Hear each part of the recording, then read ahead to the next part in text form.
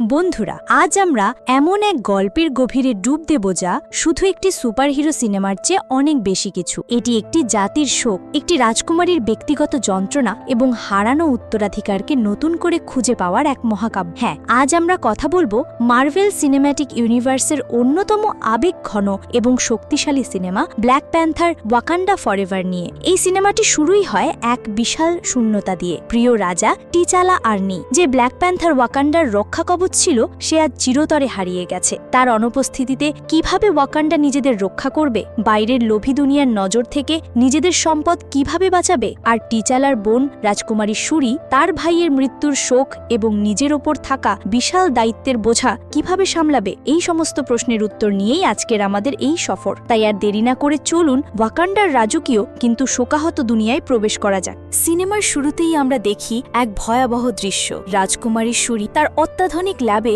পাগলের মতো কাজ করে চলেছে। তার ভাই রাজা টিচালা এক অজানা এবং বিরল রোগে আক্রান্ত। শুরি, যে বিজ্ঞানের ওপর অগাধ বিশ্বাস রাখে, সে হার্ট শেপড হার্বের একটি সিনথেটিক সংস্করণ তৈরি করার চেষ্টা করছে তার ভাই রাজা টিচালাকে বাঁচানোর জন্য। কিন্তু কিলমঙ্গার ওয়াকান্ডার সিংহাসনে বসার পর সব আসল হর্ব পুড়িয়ে দিয়েছিল। শুরির চোখে মুখে হতাশা আর ডেসপিরেশন স্পষ্ট। সে বাস্তে দেবীর কাছে প্রার্থনা করে, আমার ভাইকে সুস্থ করার শক্তি দাও আমায়, আমি তোমার উপর কোনো প্রশ্ন করব না। কিন্তু তার সব চেষ্টা ব্যর্থ হচ্ছে। কম্পিউটারের স্ক্রিনে টিচালার হার্টবিট ক্রমশ দুর্বল হয়ে আসছে। একসময় গৃহ শুরির আর্টিফিশিয়াল ইন্টেলিজেন্স তাকে জানায় যে রাজার হার্টবিট প্রতি মিনিটে 31-এ নেমে এসেছে। মহারানী রামান্ডা, শুরির মা, তাকে তার ভাইয়ের কাছে যেতে বলেন, কিন্তু শুরি নিজের ব্যর্থতা মেনে নিতে পারছে না। সে চিৎকার করে বলে, আমায় ভাবতে দাও। সে বিশ্বাস করে বিজ্ঞানই একমাত্র পথ। কিন্তু নিয়তির পরিহাস, যখন সে প্রায় সমাধানের কাছাকাছি পৌঁছেছে, ঠিক সেই মুহূর্তে গৃহ এক হৃদয় বিদারক খবর দেয়, তোমার ভাই এখন নিজের পূর্বপুরুষদের সাথে আছে। শুরি স্তব্ধ হয়ে যায়। তার বানানো সিনথেটিক হাড় হাতে নিয়ে সে বুঝতে পারে সে দেরি করে ফেলেছে। তার বিজ্ঞান, তার জ্ঞান, তার প্রযুক্তি কিছুই তার ভাইকে বাঁচাতে পারল না। এই ব্যর্থতার গ্লানি আর ভাইয়ের মৃত্যুর শোক শুরির ভেতরটা একেবারে ভেঙে দেয়। 1 বছর কেটে গেছে, ওয়াকান্ডা তার রাজাকে হারিয়েছে, কিন্তু বিশ্ব থেমে নেই। আমরা দেখি জেনেভায় জাতিসংঘের একটি সভা চলছে। মহারানী রেমন্ডা সেখানে ওয়াকান্ডার প্রতিনিধিত্ব করছেন। বিভিন্ন দেশের প্রতিনিধিরা ওয়াকান্ডার উপর চাপ সৃষ্টি করছে তাদের সবচেয়ে মূল্যবান সম্পদ ভাইব্রেনিয়াম ভাগ করে নেওয়ার জন্য। ফ্রান্সের প্রতিনিধি সরাসরি অভিযোগ করে যে ভাইব্রেনিয়াম দিয়ে তৈরি অস্ত্র শনাক্ত করা যায় না, যা বিশ্বের নিরাপত্তার জন্য একটি বড় হুমকি। তার ওয়াকান্ডাকে একঘরে করার হুমকি দেয়। মহারানী রেমন্ডা শান্ত কিন্তু দৃঢ় কণ্ঠে উত্তর দেন, শুরু থেকেই আমাদের নীতি ছিল যে যাই হোক না কেন আমরা ভাইব্রেনিয়ামের ব্যবসা করব না, কারণ তোমরা লোকেরা বিপজ্জনক। ঠিক তখনই ঘটে এক নাটকীয় সভাকক্ষে আলো নিভে যায় এবং যখন আবার জ্বলে ওঠে তখন দেখা যায় মহারানী রামন্ডার পেছনে দাঁড়িয়ে আছে ডোরামি, বোকানবার বিশেষ নারী যোদ্ধাবাহিনী। তাদের নেতৃত্বে আছে জেনারেল ওকোয়ে। তারা একদল ভাড়াটে সেনাকে ধরে নিয়ে এসেছে যারা বকান্ডার একটি গবেষণা কেন্দ্রে হামলা চালিয়েছিল। এই সেনারা আসলে ফরাসি সরকারের মদতপুষ্ট ছিল। রামন্ডা বিশ্বকে একটি স্পষ্ট বার্তা দেন, তোমরা এখানে খুব ভালো ব্যবহার করছো, কিন্তু আমরা জানি তোমরা তোমাদের সরকারি সভাগুলোতে এবং তোমাদের সৈন্যদের কর্মকর্তাদের সাথে কি বলো। সম্রাট মারা গেছে, ব্ল্যাক প্যান্থার আর নেই, তারা তাদের রক্ষাকর্তাকে হারিয়েছে, আর এখন তাদের উপর হামলা করার সময়। তিনি সাবধান করে দেন, যদি আবার আমাদের সম্পদ চুরি করার চেষ্টা করা হয় তাহলে আমরা সেটাকে অনেক বড় হিংসাত্মক অপরাধ মনে করব। আমাদের সম্রাটকে হারানোয় আমরা দুঃখিত, কিন্তু তোমরা এই ভুলের মধ্যে থেকো না যে আমরা ওয়াকান্ডানরা আমাদের দেশ ও সম্পদ বাঁচানোর ক্ষমতা হারিয়ে ফেলেছি। অন্যদিকে পৃথিবীর অন্য প্রান্তে মার্কিন যুক্তরাষ্ট্র সরকার একটি গোপন মিশনের অধীনে আটলান্টিক মহাসাগরের গভীরে ভাইব্রানিয়াম খুঁজছে। তারা এক তরুণী জিনিয়াস রিরি উইলিয়ামসের তৈরি একটি মেশিন ব্যবহার করছে। যখন মেশিনটি সমুদ্রের তলদেশে ভাইব্রানিয়ামের সন্ধান পায় তখন এক অদ্ভুত ঘটনা ঘটে। গভীর জলের অন্ধকার থেকে নীল রঙের কিছু রহস্যময় মানুষ উঠে আসে। তারা গান গাইতে শুরু করে, যার সুর জলের নিচে থাকা সেনাদের হিপনোটাইজ করে ফেলে। এরপর শুরু হয় এক ভয়াবহ আক্রমণ। এই নীল চামড়ার অবিশ্বাস্য শক্তিশালী প্রাণীরা নিমেষেই পুরো আমেরিকান টিমকে শেষ করে দেয়। তাদের গতি, শক্তি এবং জলের নিচে শ্বাস নেওয়ার ক্ষমতা সাধারণ মানুষের কল্পনার বাইরে। হেলিকপ্টারে থাকা শেষ কয়েকজন সৈন্য আতঙ্কিত হয়ে রিপোর্ট করে, এরা ওয়াকান্ডান্স নয়, ওরা নীল ছিল। এই দৃশ্যটি আমাদের গল্পের মূল ভিলেন এবং তার লোকেদের সাথে পরিচয় করিয়ে দেয়, যদিও তাদের পরিচয় তখনও রহস্যে ঢাকা। এদিকে ওয়াকান্ডায় শুরি তার ল্যাবে নিজেকে প্রায় বন্দি করে রেখেছে। সে তার ভাইয়ের মৃত্যুর শোক থেকে বের হতে পারেনি এবং ঐতিহ্য ও আধ্যাত্মিকতাকে পুরোপুরি অস্বীকার করে বিজ্ঞানের মধ্যে ডুবে আছে। মহারানী র্যামন্ডা তার কাছে আসেন।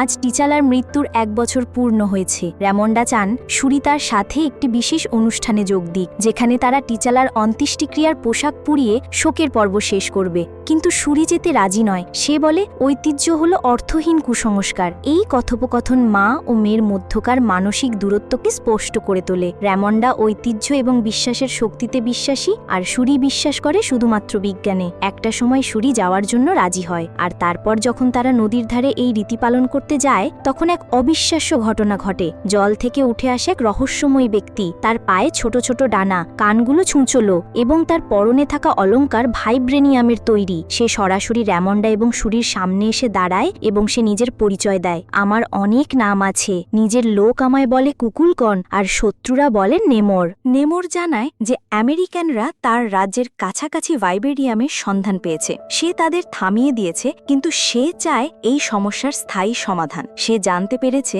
যে ভাইব্রেনিয়াম খোঁজার মেশিনটি এক আমেরিকান বিজ্ঞানী বানিয়েছে। নেমর র্যামন্ডাকে হুমকি দেয় ওয়াকান্ডাকে সেই বিজ্ঞানীকে খুঁজে বের করে তার হাতে তুলে দিতে হবে, না হলে ওয়াকান্ডাকে তার রাজ্যের সাথে যুদ্ধ করতে হবে। সে গর্বের সাথে বলে, এখানে যত ঘাস আছে তার থেকেও বেশি সেনা আছে আমার কাছে, আর প্রত্যেকটা সেনা 100 সমান। নেমরের এই আকস্মিক আগমন এবং হুমকি ওয়াকান্ডাকে এক নতুন এবং অপ্রত্যাশিত বিপদের মুখে ফেলে দেয়। এই প্রথম তারা এমন এক শত্রুর মুখোমুখি হলো যার কাছেও ভাইব্রেনিয়াম আছে। নেমরের হুমকি পেয়ে ওয়াকান্ডার কাউন্সিল মিটিং বসে। এমবাকু, জাবারি গোত্রের নেতা, নেমরকে খুঁজে বের করে মেরে ফেলার পরামর্শ দেয়, কিন্তু র্যামন্ডা এবং ওকোয়ে পরিস্থিতি বিবেচনা করে বিজ্ঞানীকে খুঁজে বের করার সিদ্ধান্ত নেয় যাতে যুদ্ধ এড়ানো যায়। শুরি এবং ওকোয়ে এই মিশনের জন্য আমেরিকা যায়। তারা তাদের পুরনো বন্ধু সিআইএ এজেন্ট এভারেট রসের সাহায্য নেয়। রস জানায় যে ভাইব্রেনিয়াম ডিটেক্টরটি এমআইটির এক 19 বছর বয়সী ছাত্রী রিরি উইলিয়ামস বানিয়েছে। সে আসলে কি ক্লাস প্রজেক্ট হিসেবে বানিয়েছিল, কিন্তু তার প্রফেসর সেই ডিজাইনটি সিআইএ-কে বিক্রি করে দেয়, আর সিআইএ এটা দিয়ে ভাইব্রেনিয়াম খোঁজা শুরু করে দেয়। একসময় শুরি এবং ওকোয়ে রিরিকে খুঁজে বের করে। রিরি একজন অত্যন্ত মেধাবী কিন্তু কিছুটা বাচাল এবং আত্মবিশ্বাসী তরুণী। যখন শুরি তাকে পরিস্থিতি বোঝানোর চেষ্টা করে, তখন রিরি ভয় পেয়ে পালানোর চেষ্টা করে। ঠিক তখনই সেখানে এফবিআই হানা দেয়। শুরু হয় এক রুদ্ধশ্বাস চেস সিন। রিরি তার নিজের বানানো একটি আয়রনম্যানের মতো স্যুট পরে নেয়, যা সে বছরের পর বছর ধরে নিজের গ্যারেজে তৈরি করেছে।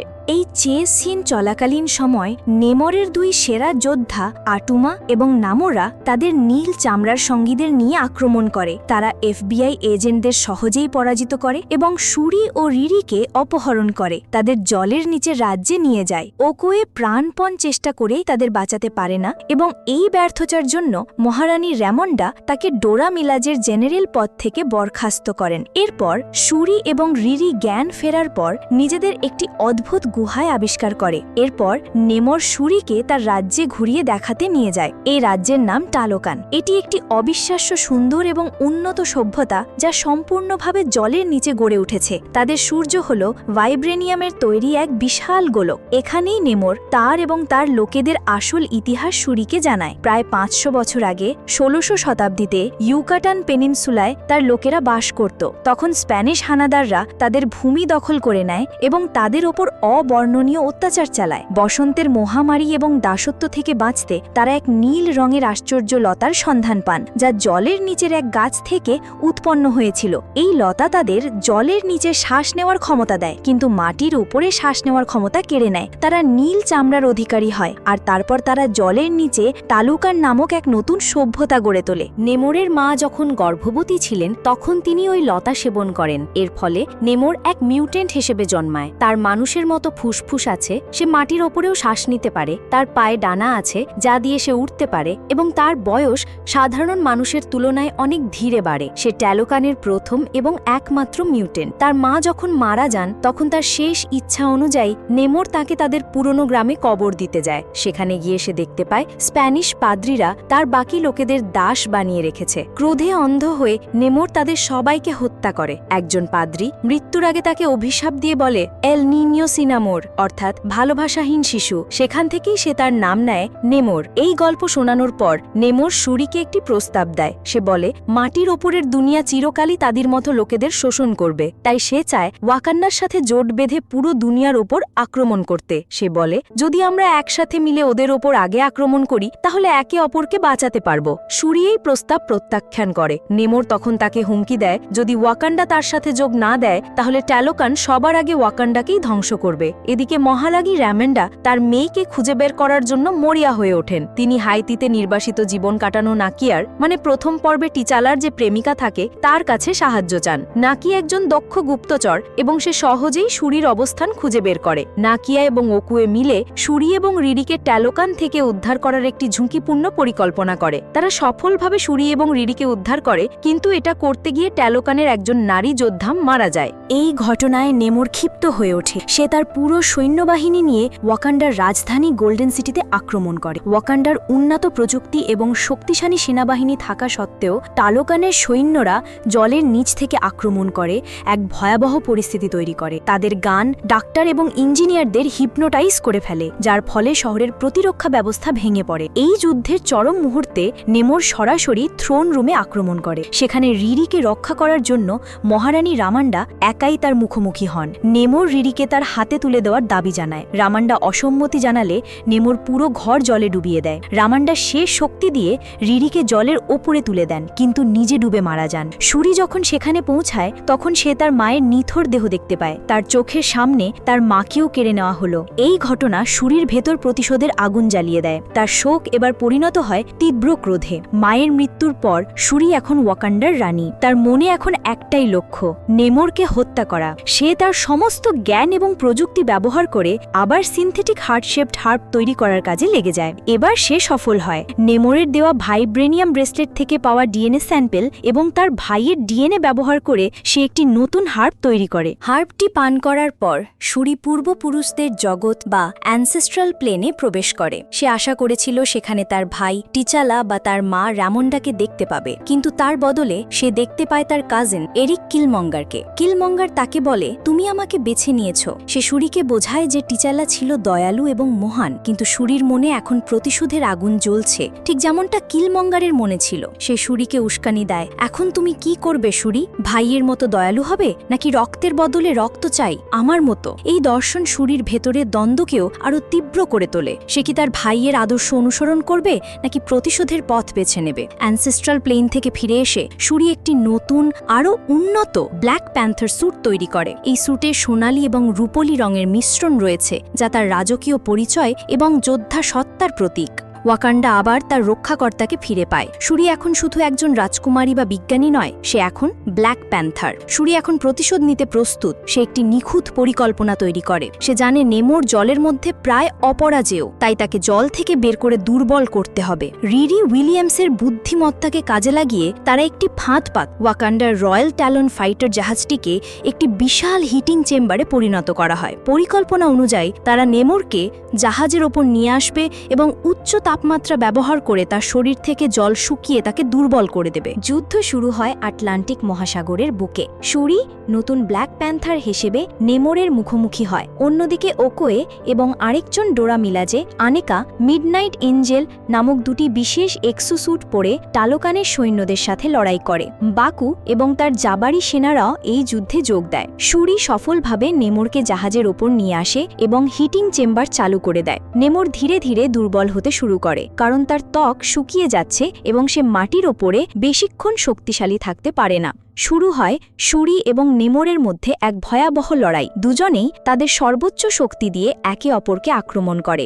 লড়াইটি জাহাজ থেকে একটি নির্জন মরুভূমির মতো সৈকতে গিয়ে পৌঁছায়। শুরি তার স্যুটের সমস্ত প্রযুক্তি এবং ব্ল্যাক প্যান্থারের শক্তি ব্যবহার করে। অন্যদিকে নেমোর তার অবিশ্বাস্য শারীরিক শক্তি এবং ভাইব্রেনিয়াম ভরসা দিয়ে লড়াই করে। লড়াইয়ের এক পর্যায়ে শুরি নেমোরকে মারাত্মকভাবে আহত করে এবং তাকে পরাজিত করে। নেমোর অসহায় অবস্থায় মাটিতে পড়ে আছে। শুরির হাতে সুযোগ। সে চাইলেই নেমোরকে মেরে তার মা এবং ভাইয়ের মৃত্যুর প্রতিশোধ নিতে পারে। কিলমঙ্গারের কথাগুলো তার কানে বাজতে থাকে। ঠিক সেই মুহূর্তে যখন শুরি চূড়ান্ত আঘাত হানতে যাবে, তার চোখে ভেসে ওঠে তার মা মহারানী র্যামন্ডার মুখ। তার মা তাকে শিখিয়েছিলেন show them who you are, অর্থাৎ তাদের দেখিয়ে দাও তুমি কে। শুরি বুঝতে পারে প্রতিশোধ তাকে তার মায়ের হত্যাকারী স্তরে নামিয়ে আনবে। সে যদি নেমোরকে হত্যা করে তাহলে দুই দেশের মধ্যে এই যুদ্ধ কোনোদিনও শেষ হবে না। সে নেমোরকে বলে হার মেনে নাও নিজের লোকেদের জন্য।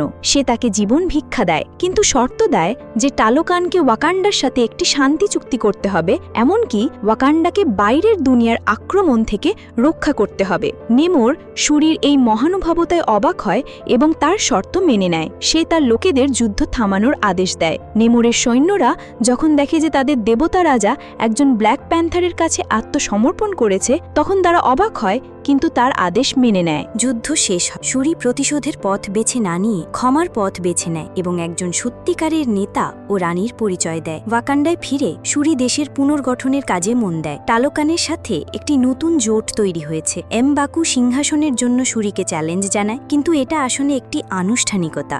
শুরি আপাতত সিংহাসনে না বসে এমবাকুকে ওয়াকান্ডার দেখাশোনার দায়িত্ব দেয়, কারণ সে জানে তার নিজের শোক থেকে বের হওয়ার জন্য কিছুটা সময় প্রয়োজন। রিরি উইলিয়ামসকে তার নিজের বানানো একটি নতুন গাড়ি উপহার দিয়ে শুরি তাকে বাড়ি ফেরত পাঠায়। সিনেমার শেষে শুরি আইতিতে নাকিয়ার কাছে যায়। সেখানে সে ফাইনালি তার ভাইয়ের অন্ত্যেষ্টিক্রিয়ার পোশাকটি আগুনে পুড়িয়ে দেয়। এতদিন যে শোক সে নিজের ভেতর চেপে রেখেছিল তা চোখের জল হয়ে বেরিয়ে আসে। সে ফাইনালি তার ভাইকে বিদায় জানায় এবং নিজের মনকে শান্ত করে। কিন্তু এখানেই শেষ নয়। একটি মিড ক্রেডিট দৃশ্যে নাকিয়া শুরির সাথে তার ছেলের পরিচয় করিয়ে দেয়। তার নাম তুসান, কিন্তু তার ওয়াকান্ডার নাম হল টিচালা, সম্রাট টিচালার ছেলে। নাকিয়া এবং টিচালা সিদ্ধান্ত নিয়েছিল যে তাদের ছেলেকে ওয়াকান্ডার রাজকীয় চাপ থেকে দূরে একটি সাধারণ জীবন দেবে। শুরি তার ভাইপোর দিকে তাকিয়ে হাসে। সে বুঝতে পারে টিচালার উত্তরাধিকার বেঁচে আছে, ওয়াকান্ডার ভবিষ্যৎ সুরক্ষিত। তো বন্ধুরা, এই ছিল ব্ল্যাক প্যান্থার ওয়াকান্ডা ফরএভারের গল্প। এই সিনেমাটি আমাদের দেখায় যে শোক